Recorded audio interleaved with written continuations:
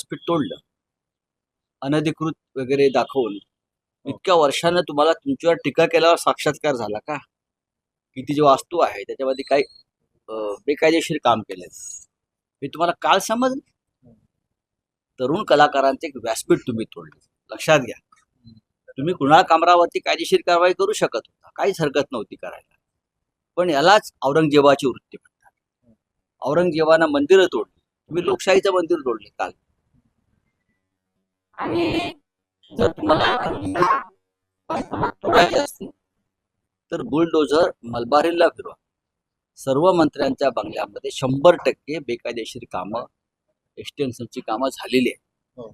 आणि महापालिकेच्या परवानग्या न घेता अगदी वर्षा बंगल्यापासून महापालिकेने निरीक्षण करावं.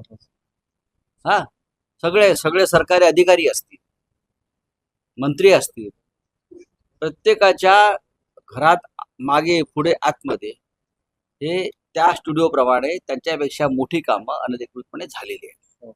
कायद्याचं तुम्ही पालन करणारे लोक आहात ना, मग कायदा सगळ्यांसाठी सारखा ठेवा.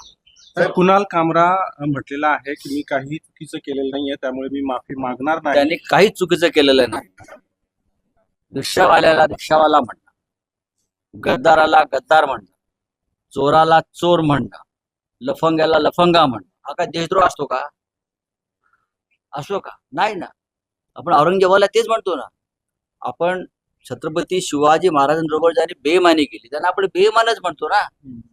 काय नवीन तुम्ही शब्दकोश निर्माण केला असेल महाराष्ट्रात या लोकांनी, तर तो नवीन शब्दकोश समोर आणावा. शब्द रत्नाकर नवीन त्यांनी निर्माण केला असेल तर तो शब्द रत्नाकर प्रसिद्ध करावा, त्यांनी करावा ना. आम्ही तो स्वीकारू.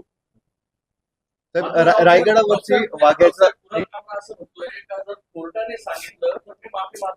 आम्ही संविधान बघा, मी त्याला ओळखतो.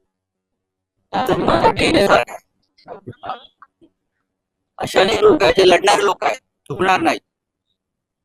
माझंही तेच म्हणणं आहे, कायदेशीर कारवाई केली पाहिजे. जर कुणाल कामरा हा चुकलाय, त्यांनी काहीतरी वेगळी भूमिका मांडली आहे जी कायद्याच्या चौकटीत बसत नाही, त्याच्यावर तुम्ही कायद्यानं कारवाई करा, त्याला अटक करा. तुम्ही त्याला अटकही करू शकता, तो कायदेशीर लढाईल. तुम्ही गुंडगिरी करताय, करा ना मग गुंडगिरी. मी म्हटलं ना, बहुमत फार चंचल असत, फार चंचल असत. रायगडावरचा वाघ्या कुत्रा जो होता इतिहासामध्ये त्याची नोंदच नाहीये असं. इतिहासामध्ये नोंद असलेल्या अनेक गोष्टी आपण इतिहास म्हणून स्वीकारलेल्या आहेत, कारण त्या छत्रपती शिवाजी महाराजांशी संबंधित प्रेरणादायी गोष्टी आहेत. चला, स्वादिष्ट आठवणींचं नाव म्हणजे देशपांडे केटरर्स तुमच्या प्रत्येक कार्यक्रमाला खास बनवण्यासाठी आहे तयार. मग तो कार्यक्रम 50 लोकांचा असो किंवा 10,000 लोकांचा, पोट आणि दिल खुश ठेवणं ही आमची जबाबदारी.